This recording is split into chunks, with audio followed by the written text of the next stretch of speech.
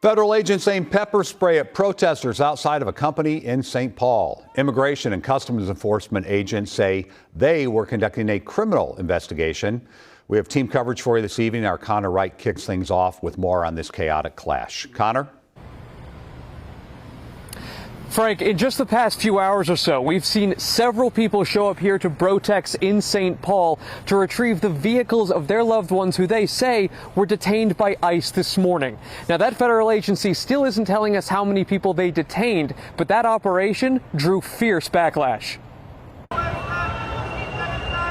It started around 10 a.m. at Brotex Incorporated in St. Paul. Protesters gathering while armed federal officers entered the building. Those here were alerted by a community network designed, they say, to protect immigrants. After about an hour, many in the crowd walked through the police tape and attempted to stop federal law enforcement from leaving with people they believe were detained inside. Officers respond with force.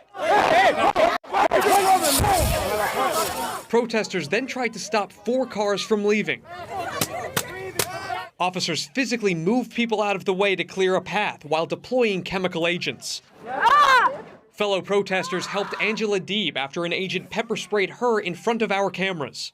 Physically, my body hurt, but then also, of course, our hearts hurt. St. Paul police say they were not involved and that they were only notified about a, quote, criminal investigation at a local business ahead of time.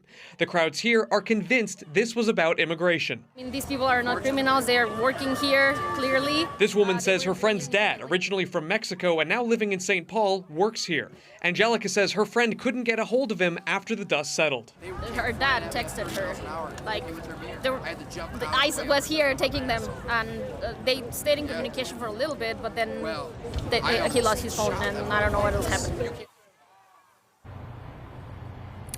Now, we do want to show you this new video we just received from a neighbor in this area before the protests began. It appears to show federal agents handcuffing 2 people on the roof of this business in St. Paul. But again, no official word from ICE on the number of people hurt or the number of people detained here. Jason Rangela joins me this evening. You spoke with the mayor. Yeah, that's right. He said he had no heads up to this morning's operation and also says he has very few details about what exactly happened. Mayor Melvin Carter said he's concerned these federal law enforcement agents could be easily confused as city police officers, especially when they're wearing vests that say police. He wants to clarify St. Paul police officers are not ICE agents and that police will always identify themselves. Covering their faces and not showing, not showing ID or not showing warrants and things like that, which, as far as I can tell, goes against everything American law enforcement has always at least claimed to stand for. And I also spoke with some community advocates here in the Twin Cities. There is going to be a vigil tomorrow morning to demand accountability for what happened here, Frank. All right, Conor, Jason, thank you.